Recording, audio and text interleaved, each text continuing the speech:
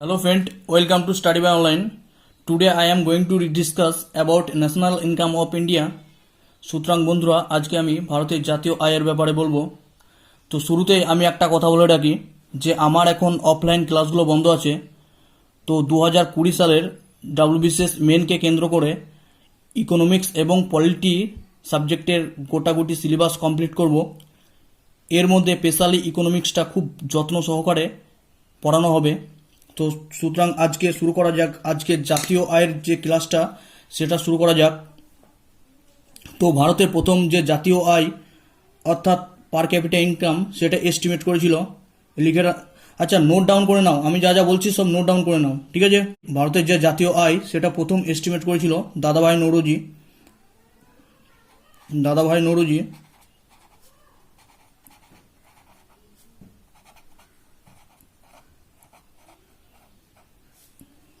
তো কত সালে সেটা হচ্ছে 1867 থেকে 68 সালের মধ্যে।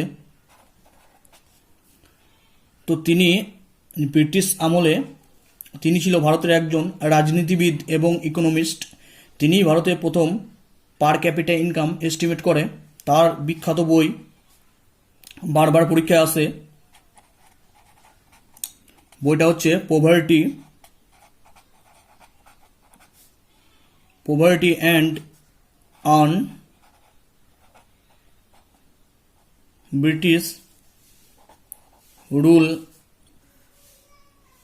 In India. তো তিনি যে পার ক্যাপিটা ইনকাম করেছিল প্রথম ভারতীয় অর্থাৎ ভারতের প্রথম পার ক্যাপিটা ইনকাম এস্টিমেট করেছিল, যে রুলস ফলো করে সেটা হচ্ছে per capita income equal to national income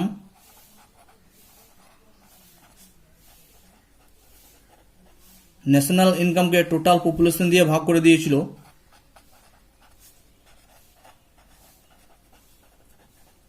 অর্থাৎ দাদাভাই নৌরোজি 1867 থেকে 68 সালে তার বই অর্থাৎ গ্রন্থ poverty and un-British rule in ইন্ডিয়াতে বলেছে যে ভারতের পার ক্যাপিটা ইনকাম হবে ভারতের টোটাল অর্থাৎ জাতীয় আয় বাই ভারতের টোটাল পপুলেশন।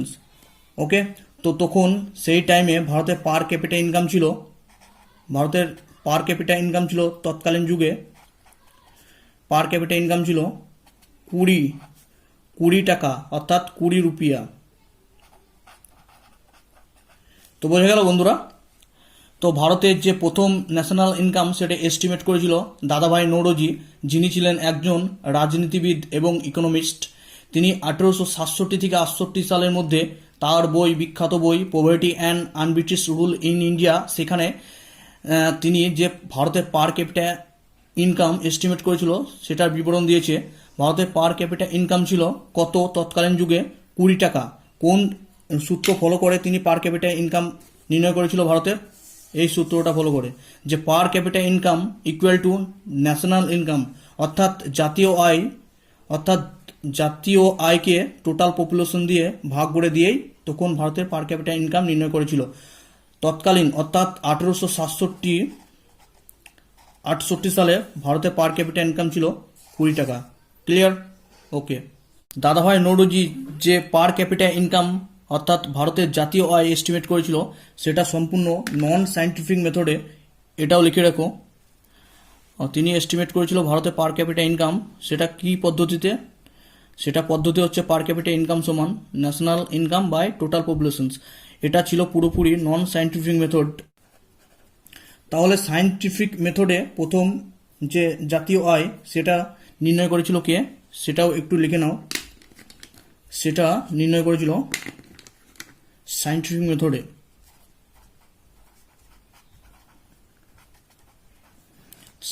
মেথডে জাতীয় আয় নির্ণয় করেছিল, নামটা খুব ইম্পর্টেন্ট, ভি রাও। ওকে, তাহলে এই কি পয়েন্টগুলো একটু মনে রাখো। এটা হচ্ছে ইন্ট্রোডাকশন ন্যাশনাল ইনকামের। এরপর আমরা ডিটেলসে আলোচনা করব। তো বন্ধুরা, ন্যাশনাল ইনকাম 3টে পদ্ধতিতে পরিমাপ করা হয়। সেই পদ্ধতি 3টে হলো অর্থাৎ ন্যাশনাল ইনকামের যে তিনটে পদ্ধতি, যে পদ্ধতির মাধ্যমে ন্যাশনাল ইনকাম এস্টিমেট করা যায়, সেই তিনটে পদ্ধতি হলো, ফার্স্ট যেটা হচ্ছে সেটা হচ্ছে প্রোডাকশন মেথড।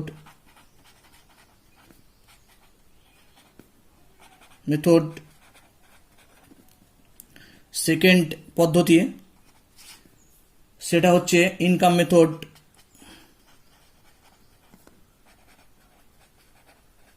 থার্ড যে পদ্ধতি সেটা হচ্ছে এক্সপেন্ডিচার মেথড।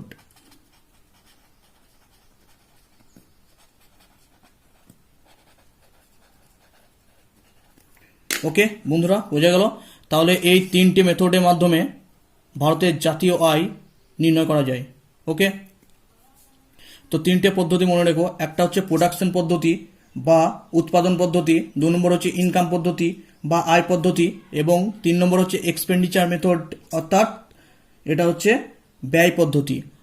বুঝতেই পারছো, তাহলে উৎপাদন পদ্ধতি, আয় পদ্ধতি এবং ব্যয় পদ্ধতি, এই তিনটে পদ্ধতির মাধ্যমে ভারতের জাতীয় আয় নির্ণয় করা সম্ভব। ওকে বন্ধুরা, তাহলে এখন ন্যাশনাল ইনকামের সম্বন্ধে ডিটেলস আলোচনা করা যাক। প্রথমে তোমরা হেডিং দাও জিডিপি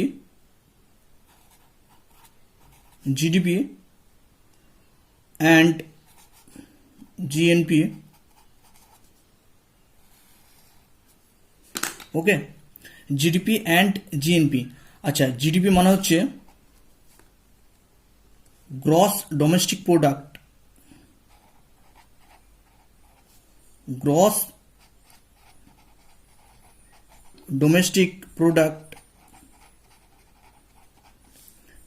জিএনপি মানে হচ্ছে গ্রস ন্যাশনাল প্রোডাক্ট।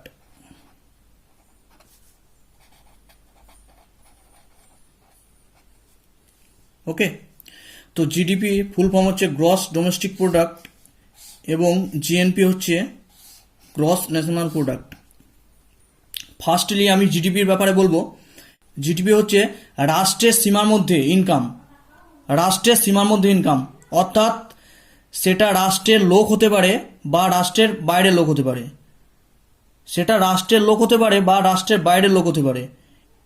রাষ্ট্রের লোক এবং রাষ্ট্রের বাইরের লোক টোটাল যে ইনকামটা করবে ওই রাষ্ট্রের বাউন্ডারির মধ্যে থেকে, সেটাই হবে গ্রস ডোমেস্টিক প্রোডাক্ট।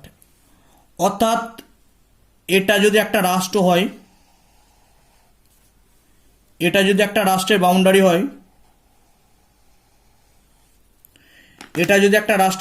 হয়, তাহলে এই রাষ্ট্রের ভিতরে সিটিজেন তো থাকবেই।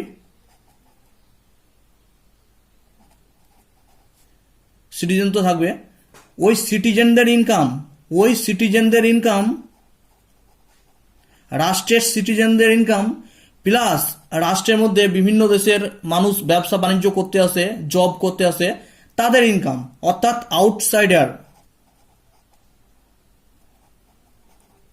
আউটসাইডার বা ফরেনার, তোমরা লিখতে পারো ফরেনার। তাহলে বুঝতে পারছো, এটা একটা রাষ্ট্রের সীমানা।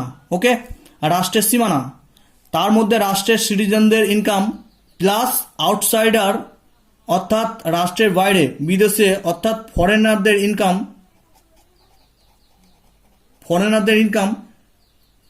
টোটাল মিলে ওই রাষ্ট্রের যে ইনকামটা হবে সেটাই হচ্ছে জিডিপি। সেটা কোন টাইম থেকে কোন টাইম পর্যন্ত হবে সেটা হবে, নিচে ছোট করে লিখে দিচ্ছি, সেটা হবে 1 এপ্রিল থেকে 31 মার্চ, এই 1 বছরের ইনকাম। তাহলে আবার সংখ্যাটা ক্লিয়ার করে নাও। রাষ্ট্রের সীমার মধ্যে যে ইনকাম, এটা একটা রাষ্ট্র, এই রাষ্ট্রের সীমার মধ্যে থেকে, অর্থাৎ এই রাষ্ট্রের মধ্যে যত ব্যবসা বাণিজ্য হচ্ছে, যত কাজকর্ম হচ্ছে, অর্থাৎ যত মানুষ কাজের সঙ্গে নিযুক্ত আছে, সেই মানুষগুলো বিদেশি হতে পারে বা ওই রাষ্ট্রের জনগণ হতে পারে, তাদের যে টোটাল ইনকাম সেটাই হচ্ছে ওই রাষ্ট্রের জিডিপি। বোঝা গেল? আর একবার ক্লিয়ার করব। ওকে, রাষ্ট্রের সীমার মধ্যে, অর্থাৎ এটা হচ্ছে এই রাষ্ট্রের সীমা, ঠিক আছে, এই রাষ্ট্রের সীমার মধ্যে এই রাষ্ট্রের সিটিজেনদের ইনকাম প্লাস এই রাষ্ট্রে ওই বাইরের রাষ্ট্র থেকে যে লোকগুলো এসেছে ব্যবসা বাণিজ্য করতে বা জব করতে, তাদের যে ইনকাম, সেটা টোটাল ইনকাম এক বছরের, অর্থাৎ 1 এপ্রিল থেকে 31 মার্চ এক বছরের যে টোটাল ইনকাম, সেটাই হচ্ছে জিডিপি। ওকে, তো জিডিপির কনসেপ্ট আশা করছি ক্লিয়ার হয়ে গেছে, যে রাষ্ট্রের মধ্যে, রাষ্ট্রের সীমার মধ্যে ইনকাম, সেটা রাষ্ট্রের লোক হতে পারে বা রাষ্ট্রের বাইরের লোক হতে পারে, তাদের যে টোটাল ইনকাম সেটাই হচ্ছে জিডিপি। ওকে, তো আশা করছি জিডিপির সম্বন্ধে তোমাদের ক্লিয়ার আইডিয়া এসেছে। ওকে, এবার জিএনপিটা কি?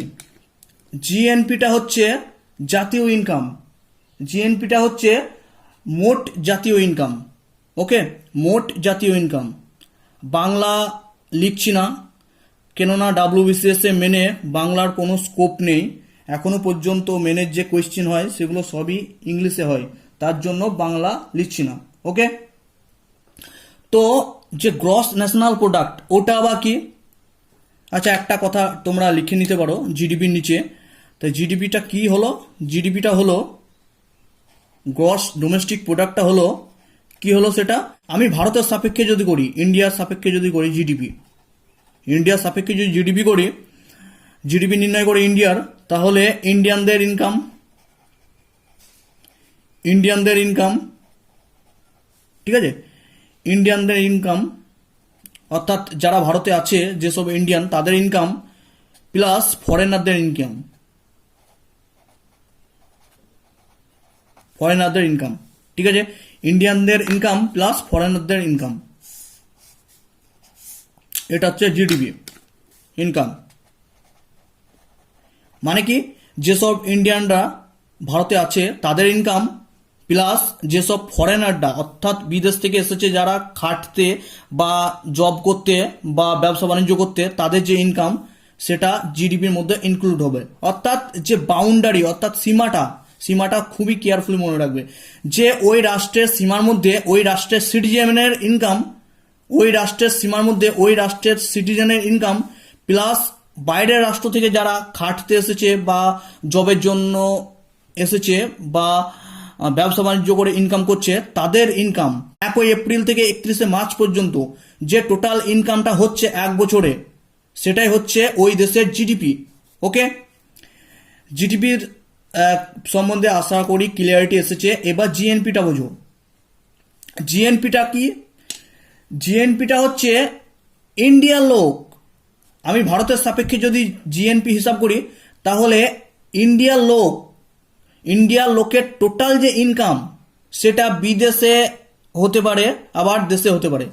ভালো করে বোঝো, ইন্ডিয়ান, সাপোজ ভারতের সাপেক্ষে করছি আমি, ইন্ডিয়ানদের টোটাল ইনকাম, অর্থাৎ যেসব ইন্ডিয়ান ভারতে আছে তাদের তো ইনকাম ইনক্লুড হবে, প্লাস যেসব ইন্ডিয়ান বিদেশে কাজ করতে গিয়েছে বা ব্যবসা বাণিজ্য করতে গিয়েছে, তারা যে টাকাটা পাবে, অর্থাৎ যে টাকাটা উপার্জন করবে, সেটা তো দেশে পাঠাবে। বুঝতে পেরেছো? তাহলে ইন্ডিয়ানরা যারা দেশে আছে তাদের ইনকাম প্লাস যেসব ইন্ডিয়ান বাইরে আছে সেই সব ইন্ডিয়ানদের ইনকাম, মোট যেটা হবে সেটা হচ্ছে জিএনপি। অর্থাৎ বাংলাতে একটু লিখে নাও, ইন্ডিয়ান লোক, ইন্ডিয়ান লোক, ইন্ডিয়ান লোকের ইনকাম, ইন্ডিয়ান লোকের ইনকাম, সেটা ইন্ডিয়ান লোকের ইনকাম হবে। ভারতের সাপেক্ষে যদি বলি, ইন্ডিয়ান লোকের যে টোটাল ইনকাম, অর্থাৎ ভারতের যত লোক আছে সেই সংখ্যক লোকের ইনকাম হবে জিএনপি, সেই সংখ্যক লোকের ইনকাম হবে জিএনপি। তাতে লোকগুলো দেশে থাকতে পারে, সেটা কি দেশের মধ্যে হতে পারে, ইনকামটা কি সেটা দেশের মধ্যে হতে পারে, দেশের মধ্যে হতে পারে বা বিদেশের মধ্যে হতে পারে, বিদেশের মধ্যে হতে পারে, হতে পারে। অর্থাৎ ভারতের যদি জাতীয় ইনকাম বলি, অর্থাৎ গ্রস ন্যাশনাল প্রোডাক্ট যদি ভারতের বলি, তাহলে ভারতের নাগরিকদের টোটাল যে ইনকামটা, সেটা ভারতের নাগরিক ভারতে থেকে ইনকাম করতে পারে বা ভারতের নাগরিক বিদেশ থেকে ইনকাম করে আনতে পারে, সেটাই হচ্ছে গ্রস ন্যাশনাল ইনকাম।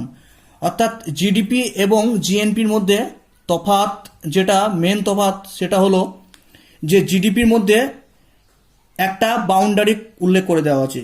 অর্থাৎ ভারতের প্রেক্ষিতে যদি জিডিপি কথা বলি, তাহলে ভারতের যে সীমানা আছে ওই সীমানার মধ্যে ভারতীয়দের ইনকাম প্লাস প্লাস বিদেশ থেকে যারা ভারতে এসেছে কাজ করতে বা ব্যবসা বাণিজ্য করতে, তাদের যে উপার্জন, টোটাল মিলে তৈরি হবে জিডিপি। সেটা হবে 1 এপ্রিল থেকে 31 মার্চ পর্যন্ত। আচ্ছা, 1 এপ্রিল থেকে 31 মার্চ এটা ইন্ডিয়ার ফাইন্যান্সিয়াল ইয়ার। নোট বলে পাশে লিখে রাখতে পারো, নোট যে 1 এপ্রিল থেকে 31 মার্চ এটা হচ্ছে ইন্ডিয়ার ফাইন্যান্সিয়াল ইয়ার।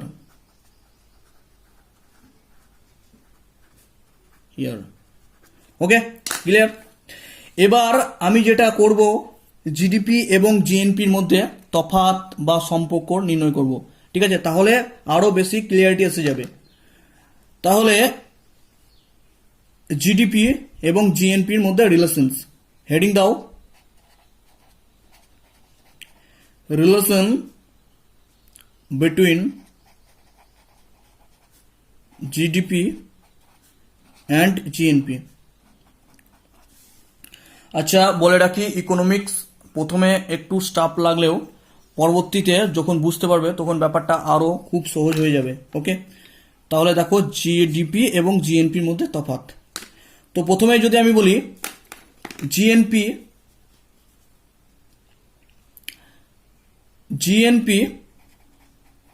সেটা কি, দেখতে পাচ্ছ না? আচ্ছা, জিএনপি সেটা কি? জিএনপি হচ্ছে গ্রস ন্যাশনাল প্রোডাক্ট, যেটা জিডিপি থেকে কাদেরকে বাদ দিতে হবে? জিডিপি থেকে বাদ দিতে হবে বিদেশিদের দ্বারা ভারতের মধ্যে ইনকাম, যেটা জিডিপির মধ্যে ইনক্লুড হয়ে আছে। ঠিক আছে, তাহলে লিখতে হবে, বাংলাতে লিখে দিচ্ছি ক্লিয়ারিটির জন্য, বিদেশিদের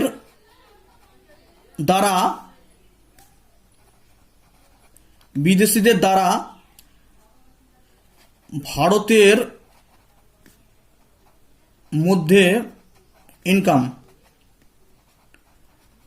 অর্থাৎ গ্রস ন্যাশনাল প্রোডাক্টে যদি আসতে চাই আমি জিডিপি থেকে, তাহলে একটা জিনিস কেয়ারফুলি মনে করে রাখো, যে আমি একটু আগে বলেছি যে জিডিপির মধ্যে কাদের ইনকাম ঢুকে আছে? জিডিপির মধ্যে ইনকাম ঢুকে আছে আউটসাইডারদের বা ফরেনারদের ইনকাম ঢুকে আছে। তাহলে আমি জিএনপি অর্থাৎ যে মোট জাতীয় উৎপাদন, সেটা কি করে পাবো? সেটা পাবো, এটাকে বাদ দিতে হবে, অর্থাৎ বিদেশের নাগরিকদের যে ইনকাম সেটাকে বাদ দিতে হবে। তাই আমরা করেছি, দেখো, বিদেশের দ্বারা ভারতের মধ্যে ইনকাম। ঠিক আছে, যেসব বিদেশিরা ভারতের মধ্যে ইনকাম করবে, তারা কি করবে? টাকা পয়সা বা ইনকাম যা করবে সেটা তো কি নিজের দেশে পাঠাবে। তাই তাদের ইনকামটা কি জিডিপি থেকে বাদ দিয়ে দিলাম। এবং যেসব ইন্ডিয়ান বিদেশে আছে, অর্থাৎ যেসব ইন্ডিয়ান বিদেশে ইনকাম করছে, তারা ইনকাম করে কি করবে? তারা ইনকাম করে ভারতে পাঠাবে। অর্থাৎ যেসব ইন্ডিয়ান বিদেশে আছে তাদের ইনকামটা এখানে অ্যাড হবে। ওকে, তাহলে লেখো ভারতীয়দের দ্বারা, সহজ সরল ভাষায় বুঝিয়ে দিচ্ছি,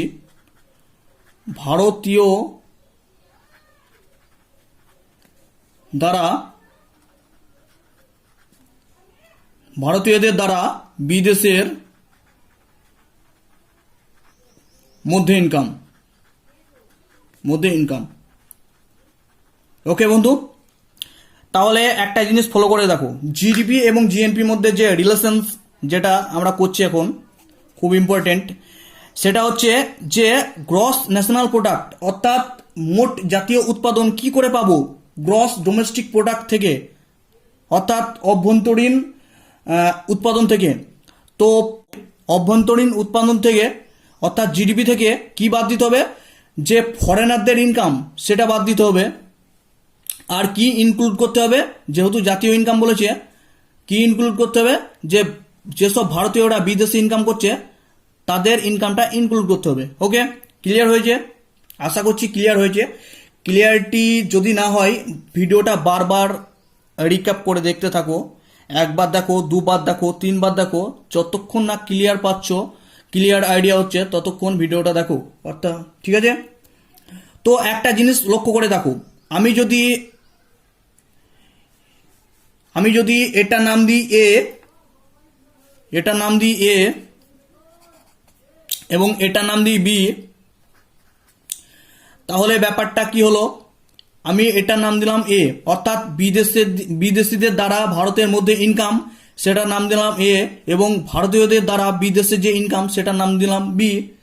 তো সেটা হচ্ছে, তাহলে হবে এখানে জিএনপি, দেখতে পাচ্ছ না, জিএনপিটা হবে জিডিপি মাইনাস এ প্লাস বি। ওকে, তো এখানে লক্ষ্য করে দেখো আমি এটা ধরে নিয়েছি যে বিদেশিদের দ্বারা ভারতের মধ্যে ইনকাম, এবং বিটা ধরে নিয়েছি ভারতীয়দের দ্বারা বিদেশের মধ্যে ইনকাম। ঠিক আছে? তো এই মাইনাস এ প্লাস বি এটাকে বলছে নিট বৈদেশিক আয়। ঠিক আছে? এটাকে বলছে নিট বৈদেশিক আয়। ওকে, নিট বৈদেশিক আয়। ওকে, মানে হচ্ছে net foreign income, net foreign income. Okay, এটা শর্ট ফর্মে লিখে রাখছি কারণ পরবর্তীকালে কাজে লাগবে, এনএফআই। ওকে, এনএফআই। তাহলে কি বুঝলাম, যে জিএনপি থেকে জিডিপিতে যেতে হলে বিদেশিদের দ্বারা ভারতের মধ্যে যে ইনকামটা হয়েছিল, অর্থাৎ ভারতের টেরিটরির মধ্যে যেসব বিদেশিরা ইনকাম করেছিল তারা তাদের ইনকামটা দেশে পাঠিয়ে দেবে, অর্থাৎ জিডিপি থেকে ওটাকে বাদ দিতে হবে, এবং ইনক্লুড করতে হবে কোনটা, যেটা ভারতীয় লোক বিদেশে ইনকাম করছে, অর্থাৎ বিদেশে যেসব ভারতীয়রা ইনকাম করছে সেটা দেশে পাঠিয়ে দেবে, তাহলে সেটা জিএনপির মধ্যে পড়ে যাবে। ওকে, অর্থাৎ বন্ধুরা সম্পর্কটা কি হলো, সম্পর্কটা হলো জিএনপি সমান জিডিপি, জিএনপি সমান জিডিপি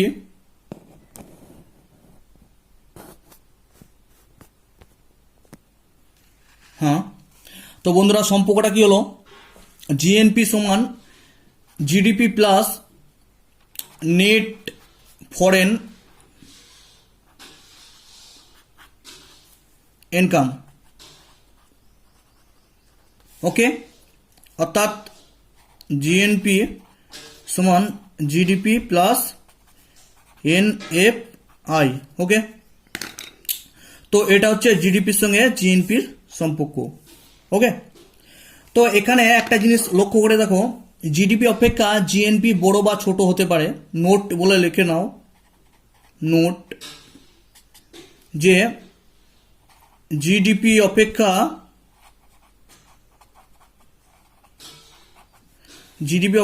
জিএনপি বড় বা ছোট হতে পারে। ওকে বন্ধুরা, জিডিপি অপেক্ষা জিএনপি বড় বা ছোট হতে পারে। তা ভারতের ক্ষেত্রে কি হয়, এখানে নোট বলে লিখে নাও, যে ভারতের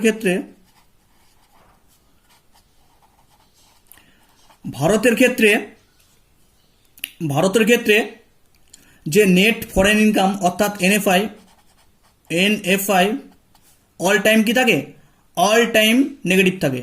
এনএফআইটা কি থাকে, এনএফআই নেগেটিভ থাকে, নেগেটিভ আসে অর্থাৎ থাকে। তাই ভারতের ক্ষেত্রে কি হয়, ভারতের ক্ষেত্রে জিডিপি অপেক্ষা জিএনপি অনেক ছোট হয়, অর্থাৎ ভারতে জিডিপি বড় জিএনপি অপেক্ষা। অপেক্ষা। বুঝতে পারা গেল যে ভারতের এনএফআই নেগেটিভ হওয়ার জন্য ভারতের জিডিপি বড় হয় জিএনপি অপেক্ষা। অর্থাৎ ভারতে যেসব বিদেশিরা আছে তারা বেশিরভাগ ইনকাম করে তাদের নিজের স্বদেশে পাঠিয়ে দেয়, সেটার পরিমাণ কোনটার থেকে বেশি হয়? যে ভারতীয়রা যারা বিদেশে আছে তারা যে ইনকাম করে তাদের থেকে বেশি হয়। অর্থাৎ ভারতের এনএফআই কি হয়? নেগেটিভ হয়, তার জন্য ভারতের জিডিপি বড় হয় জিএনপি অপেক্ষা। ওকে, ক্লিয়ার? ওকে, এবার তোমরা হেডিং দাও। খুব ভাইটাল পয়েন্ট আসছি একে একে, সেটা হচ্ছে গ্রস অ্যান্ড নিট। হেডিং দাও gross and net. Gross and net. আচ্ছা, একটা জিনিস তোমরা মনে রাখবে যে যে কোনো উৎপাদন প্রক্রিয়াতেই একটা জিনিস লক্ষ্য করা যায়। যে কোনো উৎপাদন প্রক্রিয়াতে একটা জিনিস লক্ষ্য করা যাবে, সেটা হচ্ছে কিছু পরিমাণ মূলধন দ্রব্যের অপচয় হয়। যে কোনো একটা উৎপাদন যদি করতে হয় তাহলে কিছু পরিমাণ কি হয়? মূলধন অপচয় হয়। এই অপচয়ের পরিমাণ জাতীয় আয়তে অন্তর্ভুক্ত করা যাবে না। অর্থাৎ একটা কারখানায় যে কোনো একটা প্রোডাকশন তৈরি হচ্ছে, ঠিক আছে, ওই প্রোডাকশন তৈরি করার জন্য মেশিন খরচ আছে। সাপোজ ধরলাম মেশিনের ডিফেক্ট দেখা গেল, সেটা রিকভারি করতে কিছু খরচা হয়। তো এই সব খরচগুলোকে ন্যাশনাল ইনকামের মধ্যে ধরা যাবে না, বাদ দিতে হবে, ঠিক আছে। তো এটার জন্য গ্রস আর নেট এর কথা প্রচলন আছে। অর্থাৎ গ্রসটা তোমরা জানবে অল টাইম বড় আর নিটটা অল টাইম ছোট, ঠিক আছে। গ্রসটা অল টাইম বড় হবে, নিটটা ছোট হবে। তো গ্রস থেকে নিটে আসতে গেলে কি করতে হবে? গ্রস থেকে নিটে যদি আসতে হয় তাহলে কি করতে হবে? তাহলে যে কথাটা বললাম যে ডিফেক্ট বা ডেপ্রিসিয়েশন বাদ দিতে হবে। অর্থাৎ অবচয়টা কি করতে হবে? বাদ দিতে হবে, ডেপ্রিসিয়েশন। তাহলে গ্রস আর নিটের মধ্যে সম্পর্ক বোঝা গেল। গ্রস থেকে নিটে আসতে গেলে গ্রস মাইনাস ডেপ্রিসিয়েশন। ওকে, গ্রস সর্বদা নিট অপেক্ষা বড় হবে। নোট বলে লিখে রাখতে পারো, নোট, যে গ্রসটা সর্বদা নেট অপেক্ষা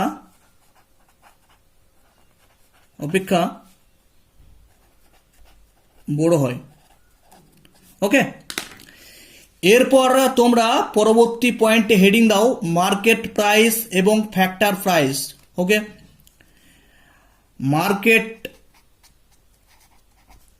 market price and factor price.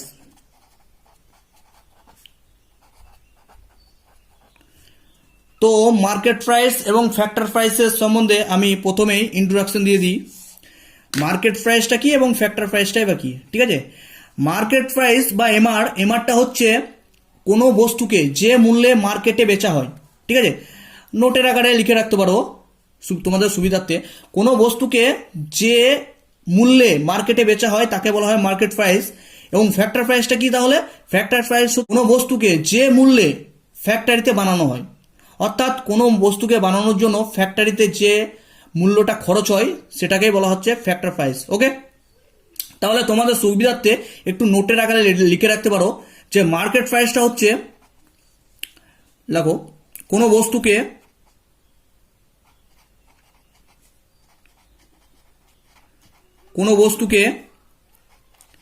যে মূল্যে মার্কেটে বেচা হয়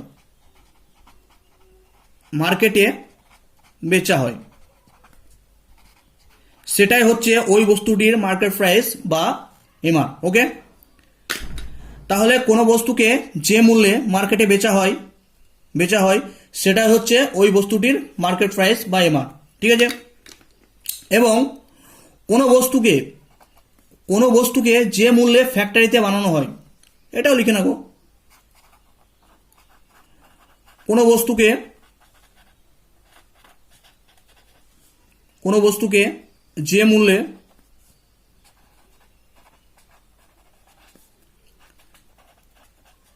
ফ্যাক্টরিতে বানানো হয়, দেখতে পাচ্ছ? হ্যাঁ, ফ্যাক্টরিতে বানানো হয় সেটাই হচ্ছে ওই বস্তুটির ফ্যাক্টর প্রাইস বা এফপি। ওকে, তাহলে মার্কেট প্রাইস এবং ফ্যাক্টর প্রাইসের সম্বন্ধে বোঝা গেল। এক্সাম্পল বলতে ফ্যাক্টরিতে একটা জিনিস তৈরি হচ্ছে, ওই জিনিসের পিছনে যা কিছু খরচা হয়েছে সেটাই হচ্ছে ওই জিনিসটির ফ্যাক্টর প্রাইস, এবং ওই জিনিসটি যখন মার্কেটে যাবে অর্থাৎ যে মূল্যে মার্কেটে বেচা হবে সেটা হচ্ছে মার্কেট প্রাইস। অর্থাৎ ফ্যাক্টর প্রাইস এবং মার্কেট প্রাইসের মধ্যে রিলেশনটা বুঝে নাও। তাহলে তোমরা হেডিং দাও relation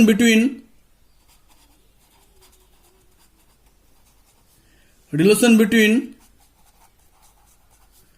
market price and factor price.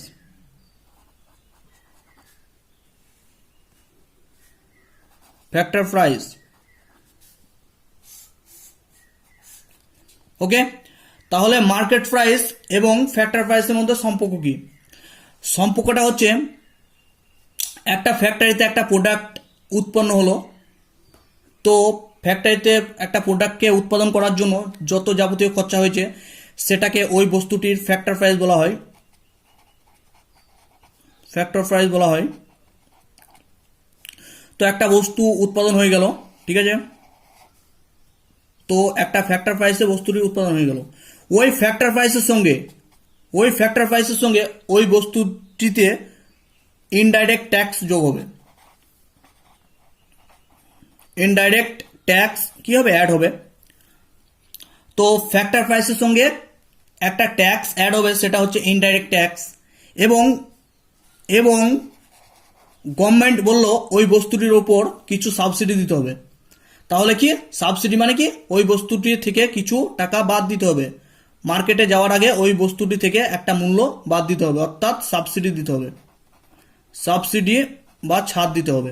ওকে, তাহলে একটা জিনিস লক্ষ্য করো, ফ্যাক্টর প্রাইসের সঙ্গে একটা বস্তুর ফ্যাক্টর প্রাইসের সঙ্গে ইনডাইরেক্ট ট্যাক্স যোগ করে দিল, ঠিক আছে, বাজারে যাওয়ার পূর্বে এইসব কাজগুলো হচ্ছে, সেখান থেকে সরকার গভর্নমেন্ট বললো সাবসিডি আছে সেটা বাদ দিতে হবে, দিয়ে বস্তুটিকে মার্কেটে পাঠানো হবে, অর্থাৎ মার্কেট প্রাইসে বিক্রি করা হবে, মার্কেট প্রাইসে বিক্রি করা হবে।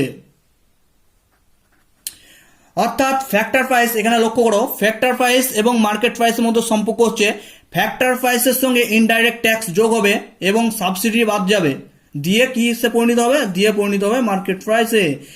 এই মার্কেট প্রাইসে কোনো বস্তুকে কি বাজারে বিক্রি করা হবে। ওকে, ক্লিয়ার? তাহলে একটা এক্সাম্পল নেব, তার আগে একটা এক্সাম্পল নিয়ে নিই। যেমন একটা বস্তুকে সাপোজ ধরলাম বানাতে, একটা বস্তুকে ফ্যাক্টরিতে বানাতে খরচা হলো 100 টাকা, তার সঙ্গে ইনডাইরেক্ট ট্যাক্স যোগ করা হলো 30 টাকা, সরকার বা গভর্নমেন্ট বললো 10 টাকা সাবসিডি আছে, তাহলে ওই বস্তুটি মার্কেটে কত দামে বিক্রি হবে? 130 থেকে 10 বাদ মানে 120 টাকা।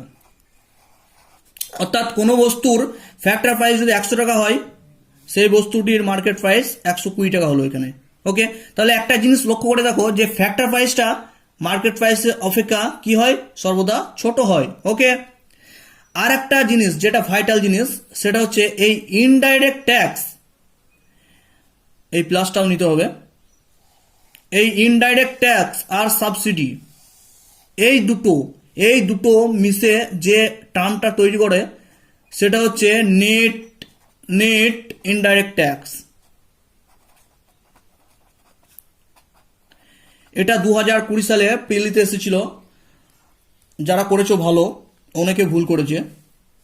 তো নেট ইনডাইরেক্ট ট্যাক্সটা কি? যে ইনডাইরেক্ট ট্যাক্স যেটা ফ্যাক্টর প্রাইসের সঙ্গে যোগ হলো, তার সঙ্গে যে সাবসিডিটা বাদ গেল, সেগুলো একত্রে বলা হয় নেট ইনডাইরেক্ট ট্যাক্স। অর্থাৎ নিচে লেখো নেট ইনডাইরেক্ট ট্যাক্স সমান নেট ইনডাইরেক্ট ট্যাক্স সমান কত হবে? নেট ইনডাইরেক্ট ট্যাক্স হবে সেটা হচ্ছে ইনডাইরেক্ট ট্যাক্স মাইনাস সাবসিডি। ওকে, এটা হচ্ছে নেট ইনডাইরেক্ট ট্যাক্স বা NIT, ওকে, NIT, ওকে। তো এই টার্মগুলো একটু মনে রেখো, একটু পরে অনেক কি কাজে লাগবে এগুলো, ঠিক আছে। অর্থাৎ বন্ধুরা সম্পর্কটা কি হলো, ফ্যাক্টর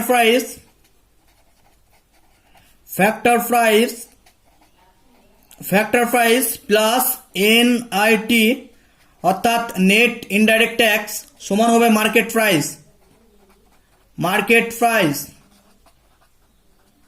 ওকে বন্ধু।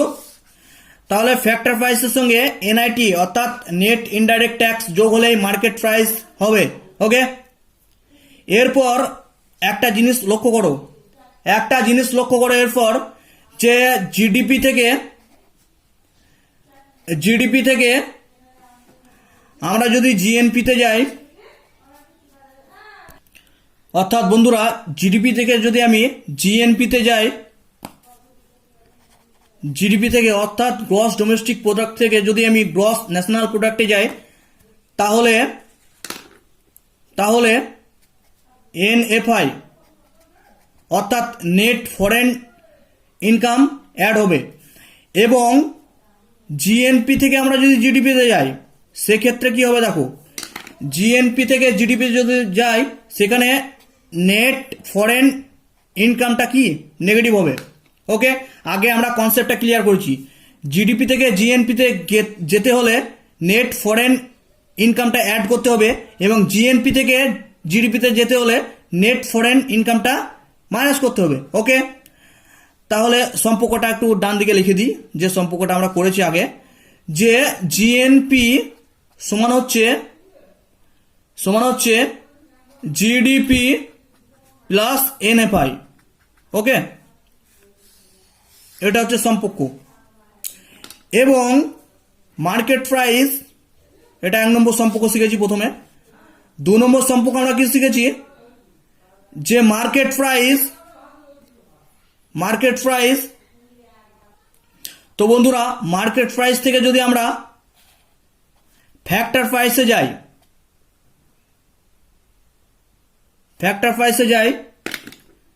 মার্কেট প্রাইস থেকে আমরা যদি ফ্যাক্টর প্রাইসে যাই তাহলে NIT বিয়োগ করতে হবে, অর্থাৎ নেট ইনডাইরেক্ট ট্যাক্সটা কি করতে হবে, বিয়োগ করতে হবে।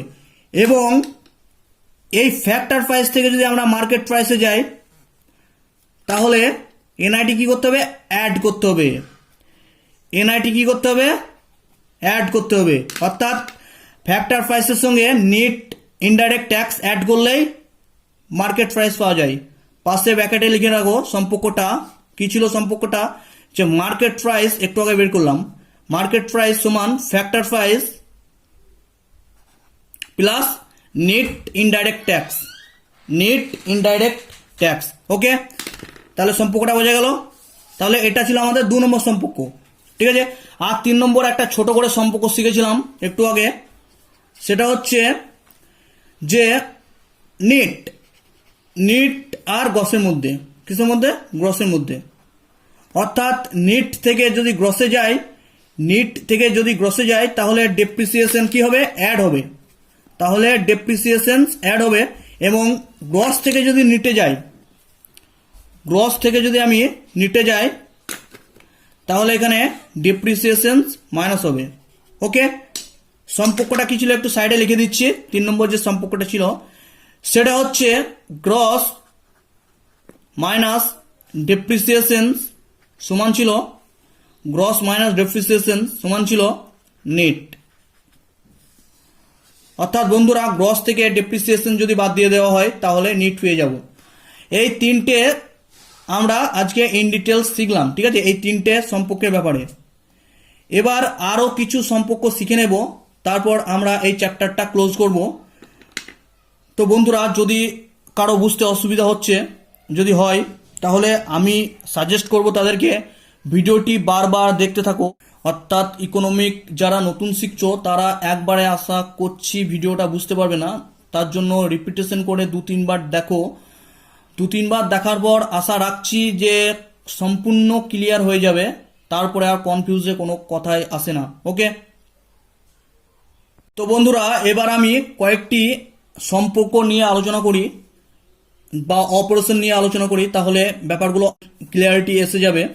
1 নম্বর যেমন আমি জিএনপি মার্কেট প্রাইস থেকে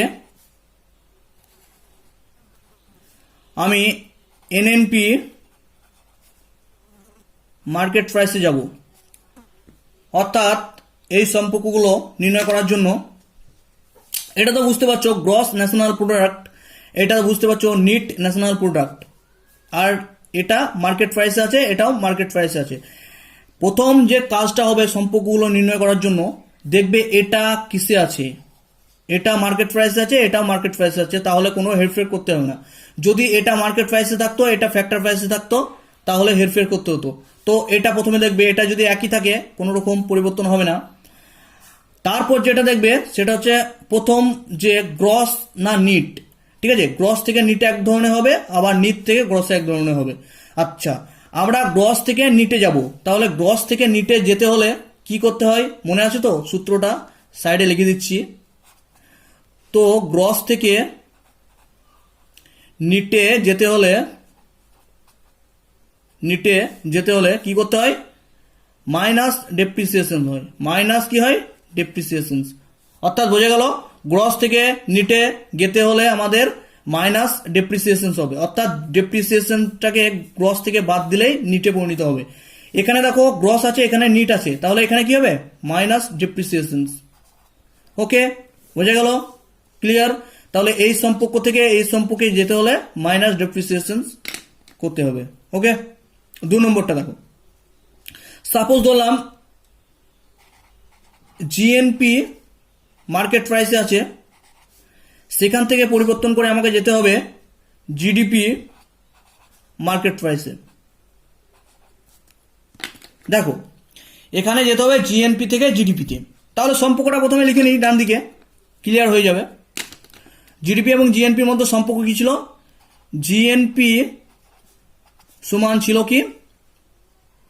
GDP plus net foreign income, net foreign income. Okay, net foreign income মনে আছে তো সম্পর্কটা?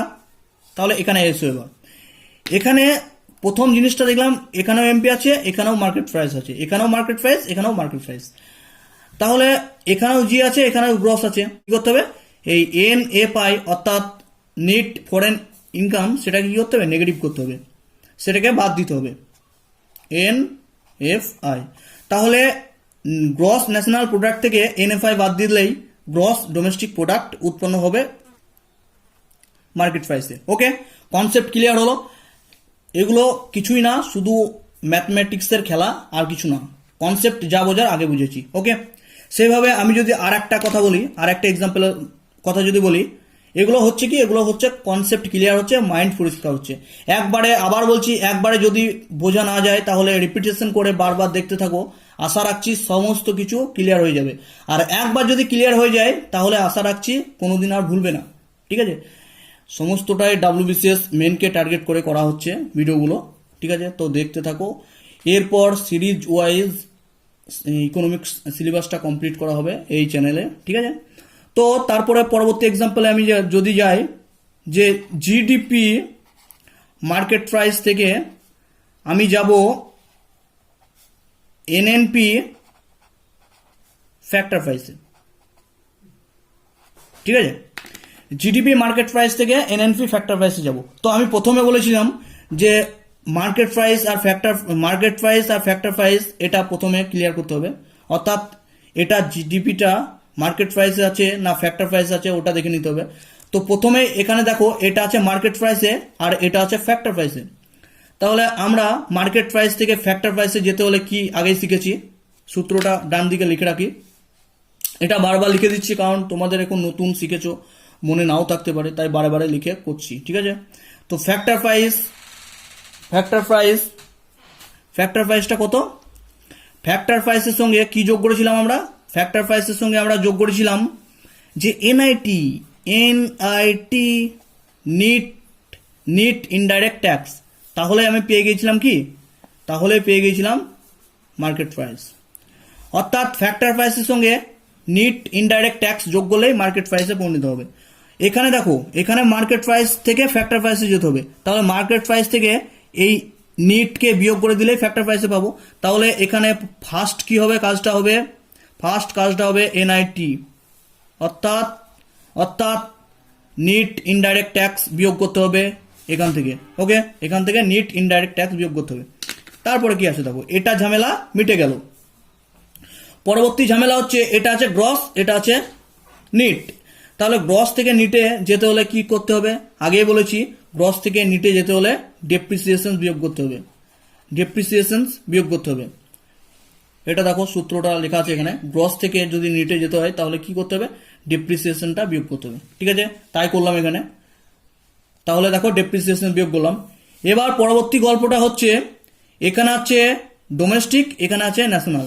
ডোমেস্টিক থেকে ন্যাশনালে যেতে হলে কি করতে হবে, আগের লাইনে করেছি যে ন্যাশনাল থেকে ডোমেস্টিকে গিয়েছিলাম, অর্থাৎ ডোমেস্টিকের সঙ্গে যখন নিট ফরেন যে ইনকামটা সেটা যোগ করে দিয়েছিলাম, তবেই আমরা জিএনপি অর্থাৎ গ্রস ন্যাশনাল প্রোডাক্ট পেয়েছিলাম। তাহলে এখানে জিডিপির সঙ্গে নিট ফরেন ইনকামটা যোগ করে দেবো, তাহলে কি পাবো, এই ন্যাশনালটা পাবো। ওকে, তাহলে এখানে নেট ফরেন ইনকামটা কি করব, যোগ করব। তাহলে দেখো এই জিডিপি মার্কেট প্রাইস থেকে এনএনপি ফ্যাক্টর প্রাইসে যেতে হলে কি করতে হলো, দেখো প্রথমে মার্কেট প্রাইসকে ফ্যাক্টর প্রাইসে নিয়ে যেতে হলে আমাকে নিট ইনডাইরেক্ট ট্যাক্সটা বিয়োগ করতে হলো। 2 নম্বর পয়েন্টে গ্রস থেকে আমাকে নিটে যেতে হলে ডিপ্রিসিয়েশনটাকে বিয়োগ করতে হলো। 3 নম্বর যে ডোমেস্টিক থেকে আমাকে ন্যাশনালে যেতে হলে যে নিট ফরেন যে ইনকামটা সেটাকে কি করতে হলো, যোগ করতে হলো। সব সূত্র অনুযায়ী, এটা হচ্ছে সূত্র, সব সূত্রের বেসিসে চলছে। ওকে, সূত্রগুলো আমরা আগে এক্সপ্লেনেশন করেছি, তো এখন বুঝতে সুবিধা হচ্ছে। যারা বুঝতে পারছো না তারা 4-5 বার দেখো ভিডিওটা, আশা রাখছি সব ক্লিয়ার হয়ে যাবে। ওকে, এবার আর একটা এক্সাম্পল যদি আমরা নিই, যেমন জিএনপি আছে মার্কেট প্রাইসে, সেখান থেকে আমাকে যেতে হবে জিএনপি ফ্যাক্টর প্রাইসে। ঠিক আছে, তো প্রথম যেটা সেটা দেখতে হবে, এটা কি, এটা মার্কেট প্রাইসে আছে, এটা ফ্যাক্টর প্রাইসে আছে। তাহলে মার্কেট প্রাইস থেকে ফ্যাক্টর প্রাইসে যেতে হলে কি করতে হবে, এই তো সূত্র আছে, মার্কেট প্রাইস থেকে ফ্যাক্টর প্রাইসে আসতে হলে কি করতে হবে, এই নিট ইনডাইরেক্ট ট্যাক্সটা বিয়োগ করতে হবে। তাহলে এখানে নিট ইনডাইরেক্ট ট্যাক্সটা কি হবে, বিয়োগ হয়ে যাবে। তাহলে বন্ধুরা, এবার এইভাবে যত অপারেশন বা যত সমস্যা দেবে তোমাদেরকে, সব আস্তে আস্তে নিজে সলভ করতে পারবে। ভিডিওটা 3 থেকে 4 বার দেখো, তারপর নিজে সলভ করার চেষ্টা করো, তাহলে আশা রাখছি সব ক্লিয়ার হয়ে যাবে। ঠিক আছে, ওকে। তো বন্ধুরা, এত কিছু ক্লিয়ার করার পর আমরা ভারতের জিডিপি, যে ভারতের প্রেজেন্ট টাইমে অর্থাৎ 2020 অনুযায়ী ভারতের জিডিপি কত, সেই বিষয় নিয়ে একটু তুলে ধরবো। তো প্রেজেন্ট টাইমে যে ইন্ডিয়া এর জিডিপি হচ্ছে, অর্থাৎ ভারতের প্রেজেন্ট টাইমে গ্রস ডোমেস্টিক প্রোডাক্ট হচ্ছে $2.72 ট্রিলিয়ন। ওকে, তো প্রেজেন্ট টাইমে ভারতের জিডিপি হচ্ছে $2.72 ট্রিলিয়ন। ঠিক আছে, সেটা 2020 পর্যন্ত, অর্থাৎ 2020 সাল শেষ হওয়া পর্যন্ত টার্গেট অ্যাচিভ যেটা করতে পারবে, টার্গেট যে অ্যাচিভ করার উদ্দেশ্য ছিল সেটা হচ্ছে $3 ট্রিলিয়ন। বাট আকস্মিকভাবে করোনা ভাইরাস গোটা পৃথিবীকে গ্রাস করে নিয়েছে, তো এটা আর পসিবল বলে মনে হচ্ছে না আমার। তো এটা সবই অ্যাজাম্পশন ছিল। 2024-25-এ ভারতের জিডিপির টার্গেট ছিল $5 ট্রিলিয়ন। ওকে, তো একটা জিনিস জেনে রাখো যে ভারতের প্রেজেন্টে জিডিপি $2.72 ট্রিলিয়ন। 2020 শেষ হওয়া পর্যন্ত ভারতের জিডিপি টার্গেটের যে টার্গেটটা ছিল সেটা $3 ট্রিলিয়ন। 2025 সাল পর্যন্ত ভারতের জিডিপি $5 ট্রিলিয়ন পৌঁছে দেওয়ার উদ্দেশ্য নিয়েছিল গভর্নমেন্ট। ওকে, তো এবার তোমাদের মনে কোশ্চিন একটা অ্যারাইজ হতেই পারে যে পৃথিবীর সব থেকে জিডিপি কোন দেশের বেশি। তো ফার্স্ট যে দেশের জিডিপি সেটা হচ্ছে US of America, United states of America. ঠিক আছে, ওদের জিডিপি $20.5 ট্রিলিয়ন। ওকে, প্রেজেন্ট টাইমে ইউএসএ জিডিপি হচ্ছে $20.5 ট্রিলিয়ন। ওকে, তাহলে ভারতের যে জিডিপি পৃথিবীতে স্থান হচ্ছে সপ্তম স্থান। ভারত জিডিপিতে পৃথিবীতে সপ্তম স্থানে আছে। ওকে, আর ইউএসএ আছে 1 নম্বর স্থানে। ইউএসএ জিডিপি হচ্ছে $20.5 ট্রিলিয়ন। আচ্ছা, সেকেন্ড পজিশনে কে আছে? সেকেন্ড পজিশনে চায়না আছে মোটামুটি $14 ট্রিলিয়ন, এবং থার্ড পজিশনে আছে জাপান, ফোর্থ পজিশনে জার্মানি। ওকে, তারপর ফিফথ পজিশনে মনে হয় ইউকে আছে, যাই হোক 7th পজিশনে আছে ভারত। তো এই হচ্ছে জিডিপির হিস্ট্রি। ওকে, এবার আর কিছু সংক্ষিপ্তকারে কিছু কোয়েশ্চেন আছে, যেমন ফার্স্ট ন্যাশনাল ইনকাম হু ক্যালকুলেট, সেটা হচ্ছে দাদাভাই নৌরোজি, আগে বলে দিয়েছি। তারপর থাকতে পারে যে ইন্ডিয়ান ন্যাশনাল ইনকাম বেস্ট ইয়ার। ঠিক আছে, এটা লিখে রাখতে পারো যে ইন্ডিয়ান ন্যাশনাল ইনকাম বেস্ট ইয়ার, অর্থাৎ ভারতের যে ন্যাশনাল ইনকামটা করা হয়, এস্টিমেট করা হয়, সেটার বেস ইয়ার কোন বছরকে বেস ইয়ার ধরে, সেটা হচ্ছে 2018 সালকে বেস ইয়ার ধরে করা হয়।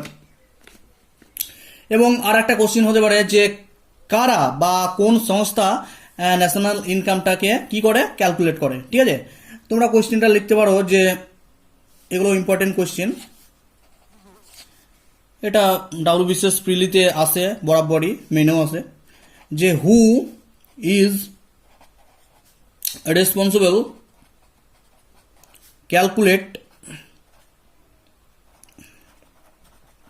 ক্যালকুলেট ন্যাশনাল, দেখতে পাচ্ছ, হ্যাঁ, ন্যাশনাল ইনকাম। আনসার কি হবে? আনসার হবে সিএসও।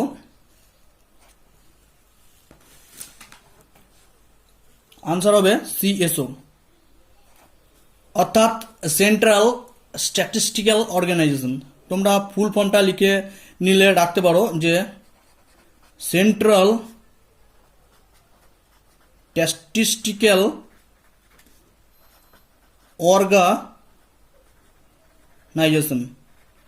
ওকে, তাহলে কারা বা কে যে ন্যাশনাল ইনকামটা এস্টিমেট করে সেটা হচ্ছে সিএসও, সেন্ট্রাল স্ট্যাটিস্টিক্যাল অর্গানাইজেশন। আচ্ছা, সিএসও কবে প্রতিষ্ঠা হয়েছিল?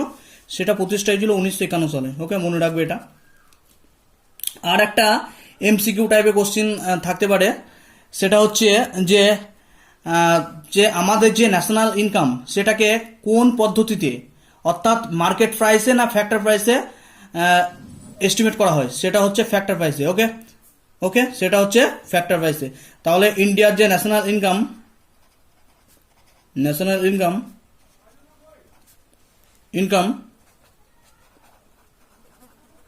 সেটা ফ্যাক্টর প্রাইসে নির্ণয় করা হয়, সেটা ফ্যাক্টর প্রাইসে